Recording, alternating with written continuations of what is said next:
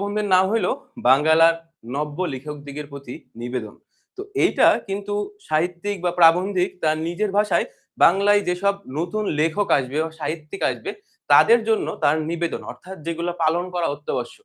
তো এইগুলা কিন্তু শুধুমাত্র লেখকদের জন্য বলে নাই, পরবর্তীতে বাংলা সাহিত্যে বা বাংলাদেশে যারা জন্মগ্রহণ করবে তারা তাদের জীবনে কোন, কোন জিনিসগুলা পালন করবে এবং কোন, কোন জিনিসগুলা পালন করবে না সেই বিষয়গুলো কিন্তু এখানে বলা হইছে। এবার একটু দেখি যে বাঙ্গাল লেখকদের নব্য লেখকদের প্রতি নিবেদন এখানে ১৩ টা মোট পয়েন্ট আছে। মোট পয়েন্ট আছে ১৩ টা। তো ১৩ টা পয়েন্টই তোমাদের মাস্ট মানে অর্থাৎ মুখস্থ রাখা লাগবে। জীবনে ভালো কিছু করতে হইলে এই ১৩ টা পয়েন্ট তোমাদের মাস্ট মুখস্থ রাখা লাগবে। তো এখান থেকে একটু দেখি। এইটা কিন্তু তিনি শুধুমাত্র লেখকের জন্য বলেন নাই, অর্থাৎ যে তিনি সাহিত্য রচনার ক্ষেত্রে এটা বলছেন, এটা প্রত্যেকটা বাস্তব জীবনের সাথে সামঞ্জস্যপূর্ণ। কিন্তু তিনি জাস্ট শুধুমাত্র যেহেতু প্রাবন্ধিক সাহিত্যের ভাষায় মানুষকে বোঝানোর চেষ্টা করছে। আমরা একটু দেখি। ১ নাম্বার পয়েন্ট কি তিনি কি দিছেন? যশের জন্য লিখিবেন না। তাহা হইলে যশও হইবে না, লেখাও ভালো হবে না। লেখা ভালো হলে যশ আপনিই আসিবে। এই কথাটা একটু বোঝো। মানে তিনি সাহিত্যিকদের উদ্দেশ্যে বলতেছেন যশ মানে খ্যাতি বা সম্মান বা সুখ্যাতি এইটার জন্য লিখিবেন না। তাহলে যশও হইবে না, লেখাও ভালো হইবে না। লেখা ভালো হইলে যশ আপনা আপনি আসিবে। অর্থাৎ আমাদের কি বলতেছে? আমাদের লোভ করতে নিষেধ করতেছে। আমরা যদি লোভের বশে কোন কিছু করি তাহলে কিন্তু আমাদের যশও আসবে না, লেখাও ভালো হবে না। অর্থাৎ আমাদের যে কাজটা সেটাও সম্পাদন হবে না এবং আমরা উদ্দেশ্যেও সফল হবে না। যদি লেখা ভালো হয় তাহলে যশ আপনা আপনি আসিবে। তো আমাদের বলা হচ্ছে যে আমাদের পড়াশোনাটা আমরা কিসের মধ্যে নিয়ে আসছি? যে দিন শেষে পড়াশোনা করে আমরা মানুষ হইতে চাই না। পড়াশোনা করে আমরা কি? প্রচুর টাকা পয়সা কামাতে চাই। অবশ্য আমি, তুমি সবাই বাংলাদেশের প্রেক্ষাপটটা এরকম যে পড়াশোনা করে যে আমি একটা সুশিক্ষিত মানুষ হব, এই মানসিকতা আমাদের কারো নাই, আমাদের পিতা-মাতারও নাই। আমাদের সবার একটাই মানসিকতা যে পড়াশোনা করে টাকা কামাবো। তো এইটার জন্য ধরো পড়াশোনা করতে গিয়ে ১০০ জন মানুষের মধ্যে ১০ জন পারে টাকা কামাইতে, বাদবাকি কম কামাইতে পারে বা অনেকে পারেই না বা পড়াশোনায় ছেড়ে দেয় এটার জন্য। তো এইটা একটু সামঞ্জস্য রাখবা। টাকার জন্য লিখিবেন না। কি বলতেছে? যে টাকার জন্য লিখিবে না। ইউরোপে এখন অনেক লোক টাকার জন্যই লেখে। মানে আমাদের দেশের থেকে উন্নত একটা মহাদেশ, মানে আমাদের এশিয়া মহাদেশের থেকে উন্নত একটা মহাদেশ কি? ইউরোপ মহাদেশ। ইউরোপে অনেক লোক টাকার জন্যই লেখে। মানে তাদের একমাত্র লেখে উদ্দেশ্য যে তারা টাকা কামাই করবে এবং টাকাও পায়, লেখাও ভালো হয়। মানে ইউরোপের সাথে আমাদের দেশের তুলনা করা যাবে না। কিন্তু আমাদের এখনো সেই দিন হয় নাই। কি বলতেছে? আমরা তাদের থেকে অনেক পিছায়ে আছি। এজন্য আমাদের এখনো সেই দিন হয় নাই। এখন অর্থের উদ্দেশ্যে লিখিতে গেলে লোকরঞ্জন প্রবৃত্তি প্রবল হইয়া পড়ে। অর্থাৎ আমাদের মানুষের লোকরঞ্জন প্রভৃতি মানে কি? আমাদের মানুষ ধরো এখন ক্রিঞ্জ, TikTok থেকে শুরু করে YouTube তো পছন্দ করে মানুষ। তার পাশাপাশি ধরো গান বাজনা, তারপরে হাসি, ঠাট্টা সবথেকে বেশি পছন্দ করে প্রেমে ছ্যাঁকা খাওয়ার জিনিস। নাটক থেকে শুরু করে সবকিছু এগুলা। তো এগুলা যদি সাহিত্যিকরা যদি টাকার জন্য লিখতে যায়, ধরো দেখতেছে মানুষ ছ্যাঁকা খাওয়ার জিনিস বেশি দেখতেছে বা পড়তেছে। তোমরা ধরো কেডা আছে 'থটস অফ বিল্লাহ' না কি একটা লোক আছে। ওর ধরো কি একটা বই বের কইছে 'হৃদয় ভাঙার' না কি ভাঙার গর্জন। তো ওই বই তোমরা বারবার পড়ো। রবীন্দ্রনাথ যে এত ভালো সাহিত্য রচনা করছে ৳১,০০০ ৳২,০০০ দিয়ে ওই বই কিনবা। কিন্তু রবীন্দ্রনাথের ভালো, ভালো সাহিত্য অনেক মানুষ পড়বে না। এইজন্য বলা হচ্ছে যে লোকরঞ্জন প্রবৃত্তি। যদি টাকার জন্য লিখতে যাই সবাই ধরো ওই লোকরঞ্জনই করতেছে মানে হাসাচ্ছে, কেউ ছ্যাঁকা খাওয়ার গল্প লিখছে। মানে সাহিত্য ওইদিকে চাপা পড়ে যাবে। এজন্য বলা হচ্ছে লোকরঞ্জন প্রবৃত্তি প্রবল হইয়া পড়বে। কারণ বাংলাদেশী মানুষ সবলাই ধরো এক লাইনে চলে যাবে, হুজুকে বাঙালি। এখন আমাদিগের দেশের সাধারণ পাঠকের রুচি, কি বলতেছে? সাধারণ পাঠকের রুচি ও শিক্ষা বিবেচনা করে লোকরঞ্জন করিতে গেলে রচনা বিকৃতি ও অনষ্টিকর হইয়া পড়বে। এখন আমাদের দেশের মানুষের যা রুচি, যে মানুষ যেটা বলে ভালো ওইটার দিকে সবাই ঝোঁক দিবে। আর যেটা যদি বলে যে এটা খারাপ তাহলে এদিকে কেউ ঘুরেও তাকাবে না। তো এজন্য বলতেছে লোকরঞ্জন প্রবৃত্তি যদি করতে যাই তাহলে আমাদের রচনা বা সাহিত্য বিকৃত বা অনিষ্টকর হইয়া পড়বে। এখন ধরো খালি ছ্যাঁকা খার সাহিত্যই লিখতেছে। তাহলে কি আমাদের যুব সমাজ কিংবা আমাদের যে তরুণ সমাজ আছে বা আমাদের পরবর্তী প্রজন্ম ওরা কি শিখবে? ছ্যাঁকা খাওয়াই শিখবে। এইজন্য বলা হচ্ছে লোকরঞ্জন প্রবৃত্তি। একজন বলতেছে, "ভাইয়া এই গল্প কি ইম্পোর্টেন্ট?" অবশ্যই ইম্পোর্টেন্ট বলে আমি তোমাদের পড়াচ্ছি। বাংলা তোমাদের বইয়ে যেগুলো দেওয়া আছে, বিশ্ববিদ্যালয়ে ভর্তি পরীক্ষায় তোমার ধরো কোনো সিলেবাস ওয়াইজ প্রশ্ন করবে না।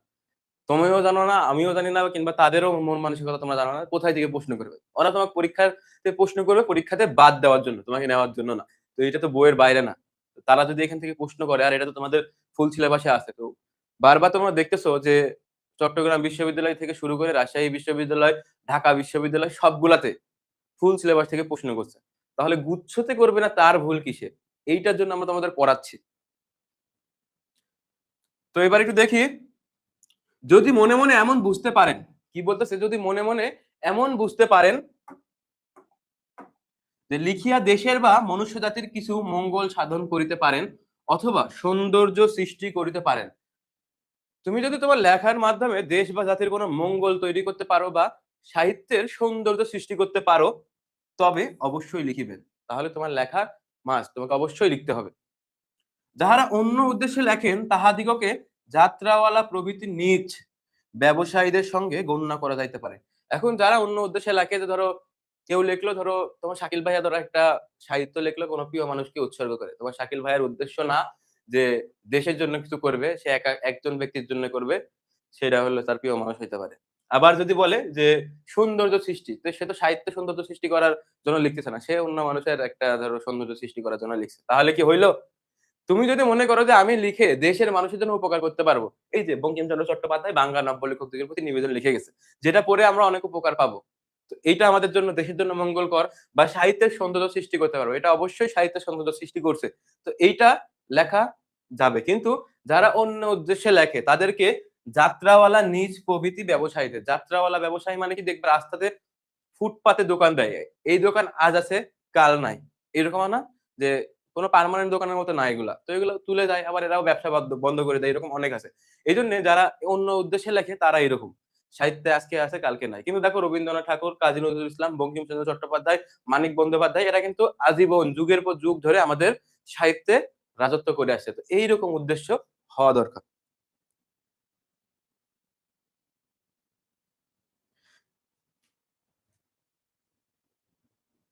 এতটুকু কি তোমরা বুঝতে পারছো? এতটুকু বুঝতে পারলে আমরা পরবর্তী স্লাইডে যাব।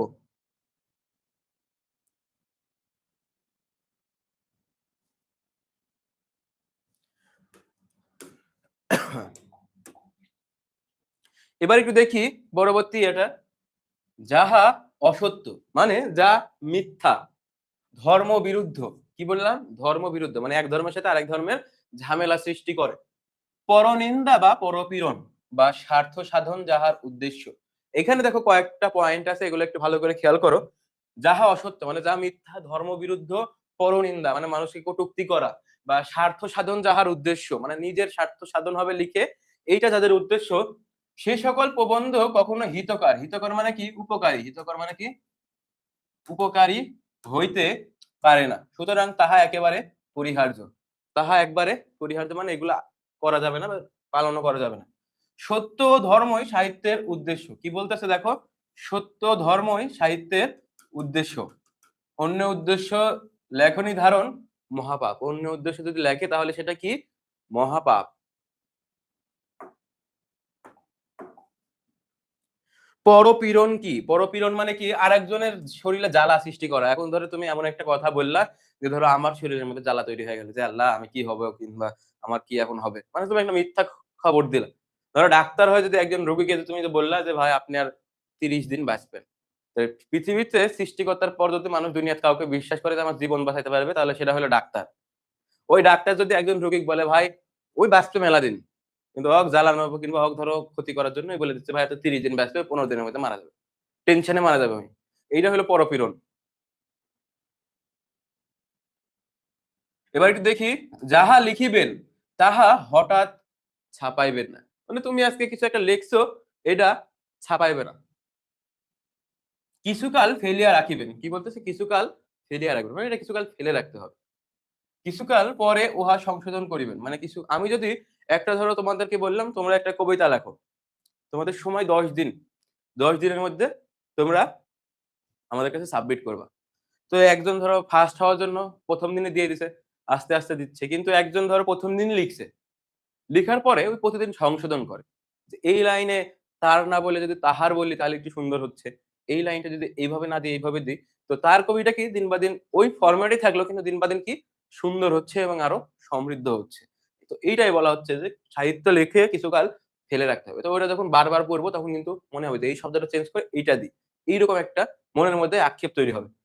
তাহা হইলে দেখিবেন প্রবন্ধে অনেক দোষ আছে। বললাম ওই যে অনেক ভুল ধরা পড়বে। কাব্য নাটক উপন্যাস ২-১ বছর ফেলিয়া রাখিয়া তারপর সংশোধন করিলে বিশেষ উৎকর্ষ লাভ করে।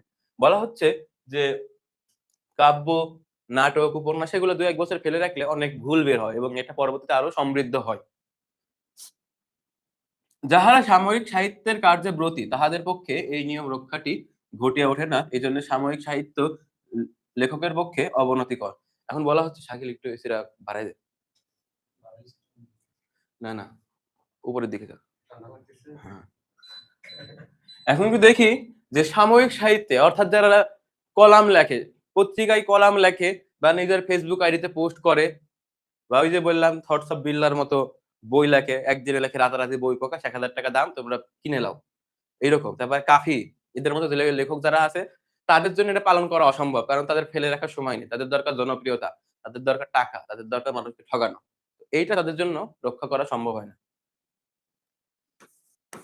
এবার একটু দেখি যে বিষয়ে যাহার অধিকার নাই সে বিষয়ে তাহার হস্তক্ষেপ অকর্তব্য। অর্থাৎ কোন বিষয়ে আমার ধারণা নাই। সেই বিষয়ে যদি আমি তোমাদের জ্ঞান দিতে যাই বা একজন আরেকটা শিখাইছে আমি বলছি এটা ভুল। আমি যেটা বলছি এটা শিখো। তাইলে কি এটা আমার করা উচিত না। এটি সোজা কথা কিন্তু সাময়িক সাহিত্যে এই নিয়মটি রক্ষিত হয় না। এখন এই কথাটা কিন্তু অনেক জটিল একটা কথা। কারণ কেন বলা হচ্ছে যে বিষয়ে যাহার অধিকার নাই। কথার কথা আমি পড়াই বাংলা, তোমার মাহাদি ভাই পড়ায় ইংলিশ। এখন আমি ইংলিশে ধরো মাহাদির মতো জানবো না। এটা স্বাভাবিক। আমি জানবো না সেটা স্বাভাবিক। এখন ধরো মাহাদি পড়াইছে একটা, আমি বলছি যে পাগল এটা ভুল। ওই পড়াতে পারে? এটা না এইভাবে পড়ো। পরবর্তীতে তোমরা যা দেখছো যে মাহাদি ভাইয়েরটাই ঠিক আমারটাই ভুল। তখন তো তোমরা আমাকে সিরিজের গালিগালাজ করবা। তো এইজন্য বলতেছি তোমাদের বা সাহিত্যে বলা হচ্ছে যে বিষয়ে যাহার অধিকার নাই। মানে অর্থাৎ যে বিষয়ে আমার জ্ঞান নাই সেই বিষয়ে আমি কাউকে অতিরিক্ত জ্ঞান দিতে যাব না। এটি সোজা কথা হইলেও সাময়িক সাহিত্যে এই নিয়মটি রক্ষিত হয় না। কারণ এটা একটি সোজা কথা। কিন্তু আমরা সাময়িক সাহিত্য রচনা করতে গেলে একজন আরেকজনের নাম নিয়ে ধরো লিখতে যাই। পেপার লিখতে গেলে দেখবা যে আমাদের দেশের খবর যদি ধরো মারা গেছে একজন, এটা বললে তো একজন মানুষ মারা গেছে, মানুষ গুরুত্বই দিবে না। জাস্ট লিখে দিলাম ১০ জন মানুষ মারা গেছে। তাও নৃশংসভাবে মারা গেছে। এটা হলো বাংলাদেশের সংবাদ মিডিয়া বা পেপারের এরকম দেখা যায়। এজন্যে তাদের ক্ষেত্রে এই নিয়মটি রক্ষা করা হয় না। এতটুকু কি তোমরা বুঝতে পারছো? একজন বলতেছে সাময়িক সাহিত্য কি? সাময়িক সাহিত্য কি? সেটা হইলো তোমরা পেপারে যারা কলাম লেখো এইটা। তারপরে অনেকে আছে যে প্রবন্ধ লেখে। প্রবন্ধ মানে কি? রচনা লেখে বা যেটা লেখে মানুষকে খুশি করার জন্য তোমরা যারা চিঠি লেখো, দরখাস্ত লেখো। দরখাস্ত লিখতে গেলে ধরো চিঠি লিখতে গেলে ধরো কি লেখে প্রিয় মানুষের কাছে লিখতে গেলে মানে আকাশের চাঁদেকেও ওই বানায় দেয়। তাহলে কি সত্যি হইলো এটা? এখন প্রিন্সিপালের কাছে ধরো প্রিন্সিপাল ভালো হোক খারাপ হোক আমরা ধরো তাকে তো বন্ধু বলে ডাকতে পারেন। "হেই কি অবস্থা বন্ধু প্রিন্সিপাল ভালো আছো?" এটা তো বলতে পারি না। সুবিনয় বিনীত নিবেদন এই যে আমি আপনার কলেজের দ্বাদশ শ্রেণীর একজন নিয়মিত ছাত্র বা ছাত্রী। এত সুন্দর করে বিনীতভাবে লিখতে হয়। তো এইজন্য বলা হচ্ছে। এবার একটু দেখো মোস্ট ইম্পোর্টেন্ট পয়েন্ট যেটা তোমাদের জীবনে কাজে লাগবে। বিদ্যা প্রকাশের চেষ্টা করিবেন না। কি বলা হচ্ছে? বিদ্যা প্রকাশের চেষ্টা করিবেন না। বিদ্যা থাকিলে তাহা আপনি প্রকাশ পায়। চেষ্টা করিতে হয় না। অনেক মানুষ আছে ধরো বিদ্যা প্রকাশের চেষ্টা করবে। ভাই শুনে যান আমি জ্ঞানী। একটু ভাই কথা শুনেন আমার। জোর করে দেখবে তোমার কথা শোনাবে। একটা বিষয়ে জ্ঞান দিতে লাগলে তার আর হুঁশ থাকে না। বিদ্যা প্রকাশের চেষ্টা পাঠকের অতিশয় বিরক্তিকর। মানে তুমি একটা সাহিত্য রচনা করতেছো, সেটার মধ্যে তুমি বোঝাতে চাচ্ছ বারবার জ্ঞানী। ধরো আমি তোমাদের রাতুল ভাইয়া, তুমি পড়াশোনা করি রাজশাহী বিশ্ববিদ্যালয়ের বাংলা বিভাগে। এটা আমি তোমাদের সামনে খুব কমই বলছি মনে হয় আজ পর্যন্ত। বা খুব কম মানুষের সামনে আমার থেকে তোমরা পার্সোনালি যারা পরিচয় হয়েছে তারা হয়তো জানো। এখন আমি ধরো ক্লাস শুরু করার আগেই বলছি, "হেই ইয়ো গাইস হোয়াটস আপ? আমি তোমাদের রাতুল ভাইয়া, পড়াশোনা করছি বাংলা বিভাগ, রাজশাহী বিশ্ববিদ্যালয়" বলে ক্লাস শুরু করলাম। তো বারবার ধরো তোমরা শুনতে বলে পাগল ভাবলাই বেশি। তো এইরকম বিদ্যা প্রকাশের চেষ্টা করা যাবে না। বুঝতে পারছো? তো আমি কি পরবর্তী বলা হচ্ছে আমি যদি তোমাদের বারবার বলি যে আমি তোমাদের রাতুল ভাইয়া পড়াশোনা করছি বাংলা বিভাগ, রাজশাহী বিশ্ববিদ্যালয়, তোমাদের কাছে বিরক্তি হয়ে যাবে। কিন্তু আজ পর্যন্ত আমি বলিই নাই। এবার একটু দেখি এবং রচনার পরিপাট্য বিশেষ হানি যেন। রচনার পরিপাট্য মানে কি? আমরা রচনাটা যেভাবে সাজাবো সেটা যদি বারবার তুলে ধরি একই বিষয়, তাহলে সেটা রচনার ক্ষেত্রে বিকৃতিকর মনে হবে। এখনকার প্রবন্ধে ইংরেজি, সংস্কৃত, ফার্সি, জার্মান কোটেশন বড়, বড় দেখতে পাই। দেখবা যে কেউ ধরো কথা বলার সময় তো কি বলা হচ্ছে আমাদের এখনকার প্রবন্ধে কথা বলার সময় ধরো ভালো আছি বলা বাদ দিয়ে আলহামদুলিল্লাহ বলি, তাই না? আবার ম্যাক্সিমাম যে অল গুড ইংরেজি বলে। বুঝতে পারছো? ইংরেজি সাহিত্য, সংস্কৃত, ফার্সি, জার্মান এগুলা কোটেশন ব্যবহার করে সাহিত্য রচনার ক্ষেত্রে। তো এগুলা করা যাবে না। যে তুমি ইংরেজি ভাষা জানো, তো এটা তোমার মানুষের কাছে প্রকাশ করতে হবে না এভাবে। যে ভাষা আপনি জানেন না পরের গ্রন্থের সাহায্যে সে ভাষা হইতে কদাচ উদ্ধৃতি করবেন না। একজন ধরো সংস্কৃত ভাষার একটা উক্তি শোনাইলো তোমাকে। সংস্কৃত ভাষার একটা উক্তি শোনাই বললো ওটা ব্যাখ্যা করে দিল। সে কি পুরোপুরি সংস্কৃত ভাষা জানে? তো ওই একটা লাইন বলে তোমার সামনে ভাবলে আর কি দরকার? বুঝতে পারছো? এইটা হইলো বিদ্যা প্রকাশের চেষ্টা করবে না। তো তোমরাও তুমি কতটুক জানো বা কি করো এইটা কখনো মানুষকে বোঝাতে যাবে না। বিদ্যা যদি তোমার মধ্যে থাকে সেটা আপনা আপনি জায়গা মতো প্রকাশ পাবে। এখন একটা বিষয় ধরো তুমি জানো বাংলা সাহিত্যের বাংলা নব্য লেখকদের প্রতি নিবেদন তুমি আজকে পড়লা। তুমি ভালোভাবে পড়ছো। ১০০ জন মানুষের মধ্যে প্রশ্ন করা হইলো যে বাঙ্গালা নব্য লেখকদের প্রতি নিবেদনের পয়েন্ট গুলা কে ব্যাখ্যা করতে পারবে? তুমি জানো, তুমি পারবা।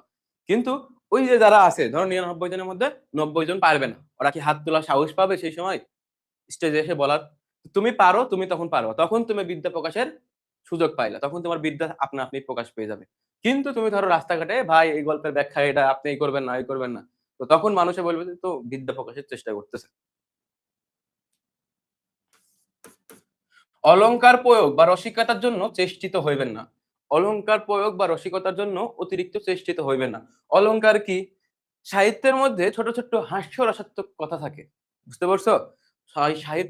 সাহিত্যের মধ্যে ছোটখাটো হাস্যরসাত্মক কিছু কথা থাকে। তো সেইগুলাকে বলা হয় অলংকার বা ব্যঞ্জনা। স্থানে স্থানে অলংকার বা ব্যঙ্গের প্রয়োজন হয় বটে। মানে মানুষের বিরক্তি চলে আসে সাহিত্য পড়তে। যদি এইরকম কোনো কিছু না থাকে তাহলে কিন্তু সাহিত্য পড়ে আমরা মজা পাই না। লেখকের ভান্ডারে এই সামগ্রী থাকলে মানে ধরো যে তোমাদের হাসাইতে পারবে তার মাথার মধ্যে যদি এগুলো থাকে তাহলে সে ধরো আপনা আপনি এটা চলে আসবে। এখন ধরো গুগল দেখে আমি আসলাম। নিজে মাথা খাটাই না বার করে আসলাম, একটা বলতে আরেকটা বলে ফেলতেছি। তো এরকম প্রয়োজনের মতে আপনা আপনি আসি পৌঁছিবে। ভান্ডারে না থাকলে, যদি তোমার ভান্ডারে না থাকে মাথা কুটিলেও আসিবে না। অসময়ে বা শূন্য ভান্ডারে অলংকার প্রয়োগ বা রসিকতার চেষ্টিত মত কদর্য আর কিছু না। এখন তুমি ধরো রসিকতা বোঝো না। তো রসিকতা বোঝো না কিন্তু তুমি মানুষের সামনে করতে গেছো। তোমাকে তখন মানুষ বলবে যে হকার নাকি? এরকম টাইপের কিছু কথা বলবে। বুঝতে পারছো? এবার একটু দেখি যে স্থানে অলংকার বা ব্যঙ্গ বড় সুন্দর বলিয়া বোধ হইবে, মানে যেখানে বলা হচ্ছে যে এইখানে এখন পোলাপানে একটু যদি রসাত্মক বা একটু যদি জোক শোনায় তাহলে এদের মন ভালো হবে। ২ ঘন্টা ধরে ক্লাস করতেছো, খুবই বোরিং লাগছে, এই সময় একটা জোক শুনলে একটু হাসলা, তখন একটু ডোপামিন নিঃসৃত হবে, মানে এই জায়গাতে দরকার আছে। সেই স্থানটি কাটিয়ে দিব। কি বলা হচ্ছে?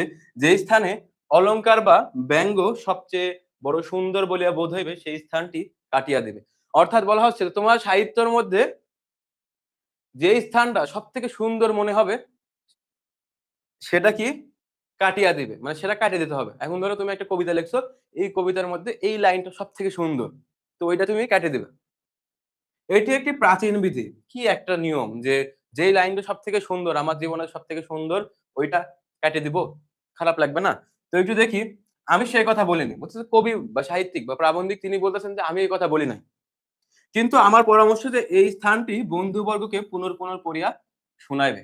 মানে কি বলতেছে, যে লাইনটা সব থেকে সুন্দর এটা তোমার প্রিয় বন্ধুকে বারবার পড়ে শোনাবে। যদি ভালো না হয় হয়ে থাকে তবে বন্ধু ২-৪ বার পড়িলে লেখকের নিজের আর উহা ভালো লাগবে না। বন্ধুবর্গের নিকট পড়িতে লজ্জা করিবে তখন উহা কাটিয়া দিবে।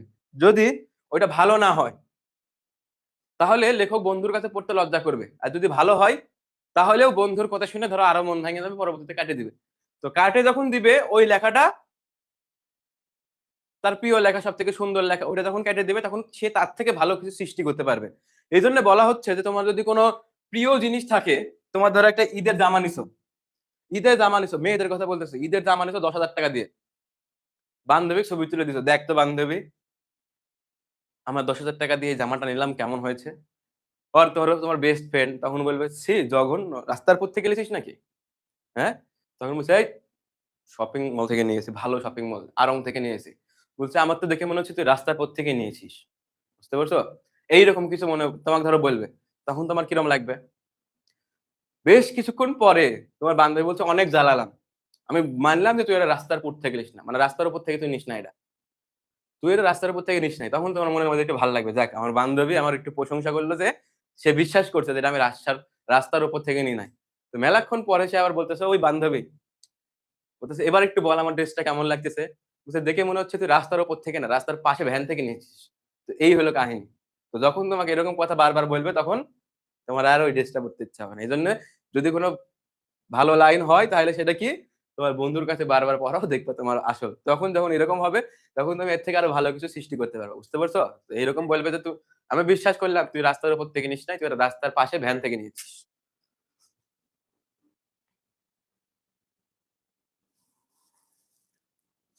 এই জন্য বলছে দেখায় না, এই জন্যে আমার ভাইয়া এভাবে বলে।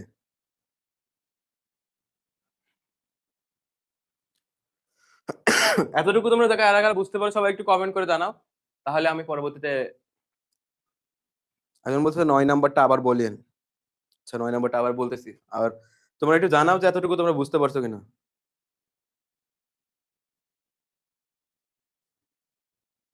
একজন বলছে ভাইয়া বুঝি নাই, কল কেটে দেওয়ার ব্যাপারটা। এখন একটু বলি, অনেকে বুঝতে পারে নাই। তো আমি 9 নাম্বারটা বলবো, যে স্থানে অলংকার বা ব্যঙ্গ বড় সুন্দর বলিয়া বোধ হইবে সেই স্থানটি কাটিয়া দিবে। একজন বলছে এই লাইনটা বুঝতে পারি না। অর্থাৎ তুমি একটা কবিতা লিখছো, কবিতা লিখছো 8 লাইন, 8 লাইনের মধ্যে শুরুর যে লাইনটা লিখছো সেই লাইনটা সব থেকে তোমার সুন্দর হয়েছে। তো ওই লাইনটা কি বলতেছে, তুমি কেটে দিবা, ওই লাইনটা এইভাবে তুমি কেটে দিবা। কেন কেটে দিবা? কারণ তুমি যেহেতু ওই সুন্দর লাইনটা তৈরি করতে পারছো বা আবিষ্কার করতে পারছো নিজের ভিতর থেকে, তুমি এর থেকে আরো ভালো কিছু আবিষ্কার করতে পারবা যদি তুমি ওই লাইনটা কাটিয়ে দাও এবং চেষ্টা করো। আর যদি ওইটাতেই সন্তুষ্ট হয়ে থাকো, তুমি আর তোমার সাহিত্য চাপা পড়ে যাবে। এই জন্য বলা হচ্ছে এই লাইনটা কেটে দিবে। এবং কেটে দিবে কি জন্য? কারণ তোমার যতই ভালো কিছু করো, তোমার বন্ধুর কাছে তুমি যদি স্বীকার করো তোমার প্রশংসা করবে না। তো তখন তোমার মনের মধ্যে একটু ইগো হার্ট হবে, তখন তুমি আরো ভালো কিছু করার চেষ্টা করতে পারবা, এইটাই বলা হয়েছে এখানে। বুঝতে পারছো? তো বঙ্কিমচন্দ্র চট্টোপাধ্যায় আজ থেকে 100 বছর আগে ধরো তিনি এইরকম বর্তমান সিচুয়েশনে সবকিছু তিনি লিখে গেছেন। আমার বইয়ে 5টা পয়েন্ট দেওয়া, অনেক আগের বই মনে হয়। এবার একটু দেখি, এবার একটু দেখি আরো একটা মোস্ট ইম্পর্টেন্ট পার্ট। সকল অলংকারের শ্রেষ্ঠ অলংকার কি? সরলতা। সকল অলংকারের শ্রেষ্ঠ অলংকার সরলতা। অর্থাৎ সকল অলংকার মানে কি, যে সাহিত্য রচনার ক্ষেত্রে বা মানুষের কাছে কেউ যদি সরলভাবে কোনো কিছু বোঝাইতে পারে সেটা হইল শ্রেষ্ঠ। যিনি সোজা কথায় আপনার মনের ভাব সহজকে পাঠককে বোঝাইতে পারবেন তিনি শ্রেষ্ঠ লেখক, কেননা লেখার উদ্দেশ্য পাঠককে বোঝানো। এই লাইনটা একটু দেখো, যে সকল অলংকারের শ্রেষ্ঠ অলংকার সরলতা। অর্থাৎ সোজা কথায় যিনি মানুষকে তার মনের ভাব বুঝাইতে পারবেন, তাহলে কঠিন করার বিষয়টা দরকার আছে? হ্যাঁ, কারণ তিনি শ্রেষ্ঠ লেখক বলতেছে কেন? কারণ একজন বাংলা ব্যাকরণ ধরো পড়াচ্ছে, অভিযাত্রী বইয়ে ধরো সহজ করে দেওয়া আছে সুন্দর ছক আকারে যাতে তুমি দেখে বুঝতে পারো। তো এইটা তোমার কাছে কিন্তু সহজভাবে তুলে ধরছে। আরেকজন ধরো খুব কঠিন ভাবে তুলে ধরছে। আগের ব্যাকরণ বইগুলো যেরকম ছিল এক কথায় বলতে গেলে, কিংবা একজন কথা বললেও তোমাকে ধরো ইনাই বিনাই পেঁচায় কথাটা বোঝাচ্ছে, আর একজন সোজা ভাষায় বলে দিল এরকম, তাহলে কারটা তোমার কাছে যে সোজা ভাবে বলছে? এই জন্য বলা হচ্ছে সকল অলংকারের শ্রেষ্ঠ অলংকার সরলতা। আর যিনি সোজা ভাষায় পাঠককে এই কথা বুঝাইতে পারবেন তিনি হলো শ্রেষ্ঠ লেখক, কারণ লেখার উদ্দেশ্য পাঠককে বোঝানো।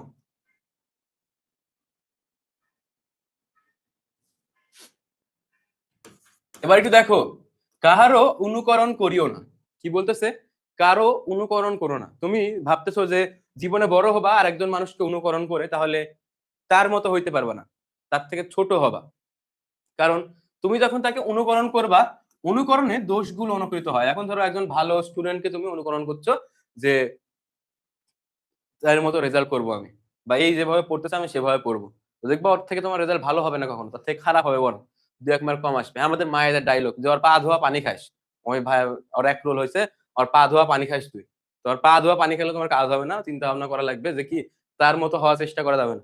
অনুকরণ করলে সেই অনুকরণে তার গুণগুলো অনুকৃত হয় না, তার দোষগুলো অনুকৃত হয়। ধরো তার একজন বলছে একটা ভালো স্টুডেন্টের সাথে মিশো, ওর মা বলতেছে যে এর রোল এক, তুই আর পা ধোয়া পানি খাবি আর এর সাথে ঘুরবি, এর সাথে যা করে ওর থেকে শিখবি তুই। পরে ধরো বেটা কার সাথে ঘুরতে পাঠাইছে। এখন ওই ভালো রেজাল্ট করে ঠিক আছে, কিন্তু ধরো নেশা-টেশা করে। যাই হোক পড়াশোনা নিতে পারেনি, নেশা করে চলে আসছে। আলহামদুলিল্লাহ অহংকার না এটা। তো এইজন্য বলা হচ্ছে অনুকরণে দোষগুলো অনুকৃত হয়, গুণগুলি হয় না। অমুক ইংরেজি বা সংস্কৃত বাঙ্গালা লেখক এইরূপ লিখিয়াছেন, আমিও এইরূপ লিখিব, এই কথা কদাপি মনে স্থান দিও না। মানে এইরকম হইছে একজন, আমি ওর মতো হব, এরকম স্থান দিও না। সৃষ্টিকর্তা তো তাকেও মানুষ হিসাবে সৃষ্টি করছে, তোমাকেও মানুষ হিসাবে সৃষ্টি করছে। তুমি তার থেকে ভালো কিছু হবা, তুমি হইলে নিজের মতো হবা। মানুষকে অনুকরণ করা যাবে না। অনুকরণে দোষগুলো অনুকৃত হয়, গুণগুলো হয় না।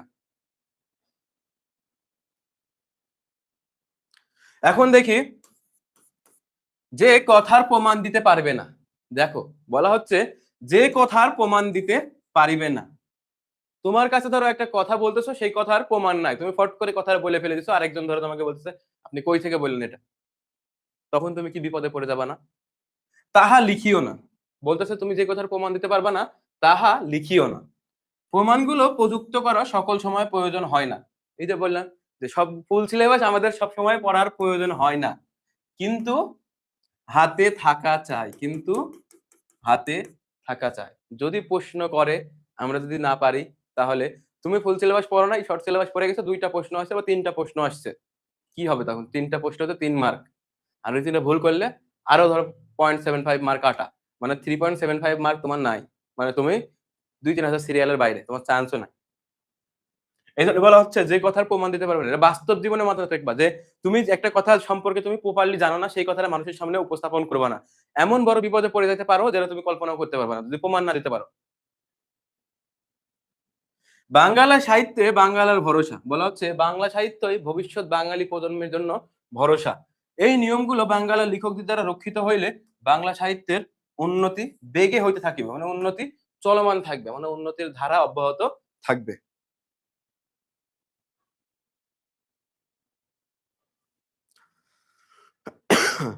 এই হলো ১২ টা না কয়টা পয়েন্ট ছিল এটাই তো মনে হয়। এই ১২ টাই পয়েন্ট ছিল। ১৩ টা না, সরি ১২ টা পয়েন্ট ছিল। তো এই গল্পটা সরি এই প্রবন্ধটা কিন্তু বাস্তব জীবনে তোমাদের সাথে খুবই গুরুত্বপূর্ণ। তো এইটা আশা করি কতটুকু বুঝতে পারছো শাকিল? ১৮ বছর বয়সী স্লাইডটা একটু ইয়ে করো।